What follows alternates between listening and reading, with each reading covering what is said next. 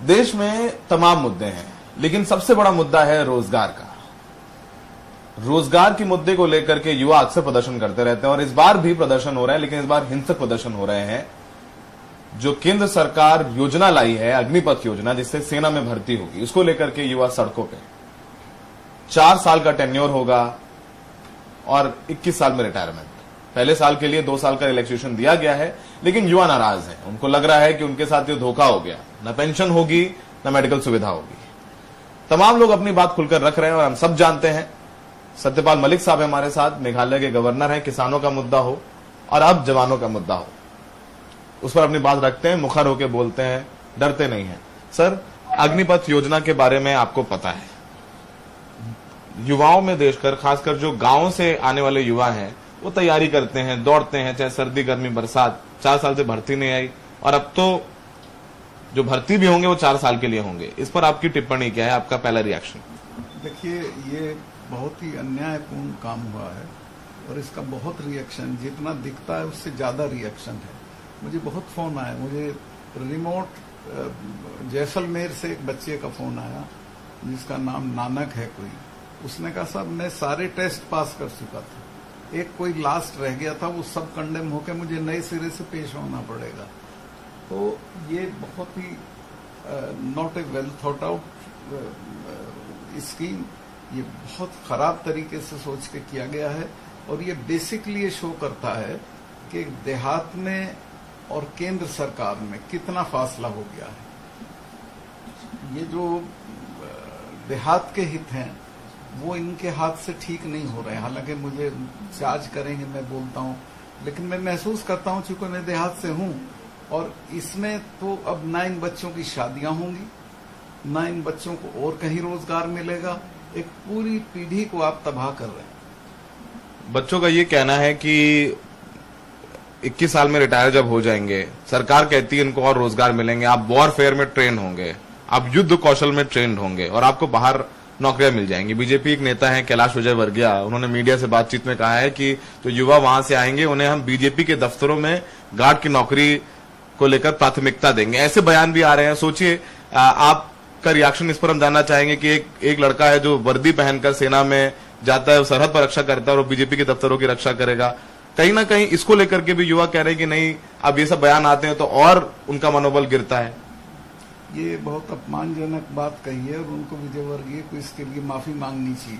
Fact तो ये है कि विजयवर्गीय गार्ड बनने लायक, वो लोकतंत्र की वजह से एमपी हैं, लेकिन वो आप उनके बारे में मालूमात कर लें, वो हैं इस लायक के वो गार्ड बने। और ये बच्चों का अपमान है कि 4 साल की नौकरी के बाद आप उसको गार्ड रखेंगे या उसको आप बड़ा भारी लॉलीपॉप दे रहे हैं कि हम गार्ड रखेंगे।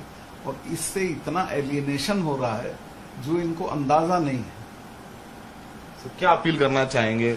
आपने किसान आंदोलन ने भी बोला है, क्या अपील करना चाहेंगे? करूंगा, सबसे पहले मैं बच्चों से अपील करूंगा कि किसी भी कीमत पे कोई वायलेंस ना करें, सरकारी प्रॉपर्टी का या प्राइवेट प्रॉपर्टी का कोई नुकसान ना करें, लेकिन पूरी एकता और ताकत के साथ संघर्ष करें। और मैं श्योर हूं, अगर मिल के लड़के लड़ेंगे तो सरकार को इस पे वापस आना पड़ेगा और आना चाहिए। इसको कोई इशू नहीं। मैं प्रधानमंत्री जी से भी हाथ जोड़ के प्रार्थना करता हूं, आप बड़े हैं, आपका कुछ नहीं बिगड़ता है अगर आप झुकते हैं या आप अपना स्टैंड बदलते हैं। ये बहुत गलत काम हुआ है, इससे जितनी जल्दी वापस हो जाए उतना अच्छा रहे।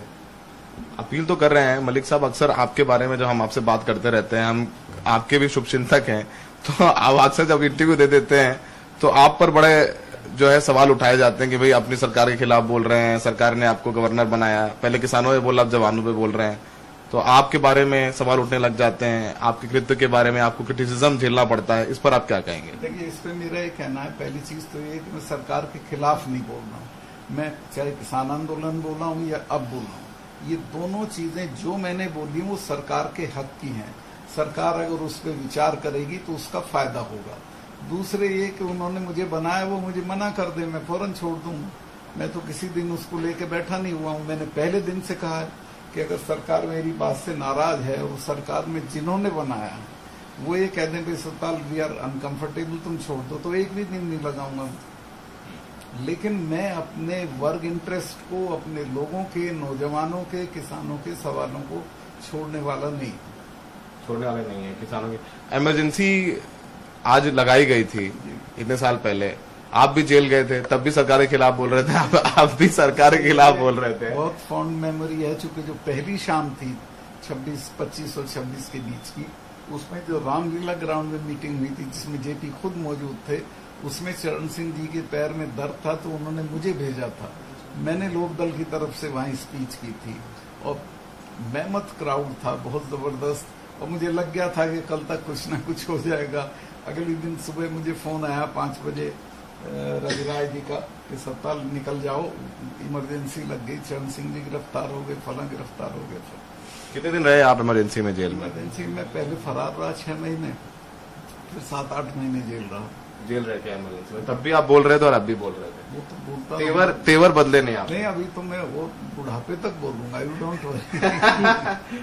तो मलिक साहब अपने चिर परिचित अंदाज में उनका कहना है कि ये जो अग्निपथ योजना है वो बताती है और दिखाती है कि सरकार और गांव के बीच फासला बढ़ता जा रहा है। सरकार को पता नहीं है कि गांव में लोगों की जरूरतें क्या हैं, उनकी इच्छाएं क्या हैं और वहां का युवा क्या सोच रहा है। उनका कहना है कि इस योजना को सरकार को वापस लेना चाहिए। प्रधानमंत्री से अपील भी कर रहे हैं और युवाओं से ये अपील कर रहे हैं कि वो हिंसा ना करें।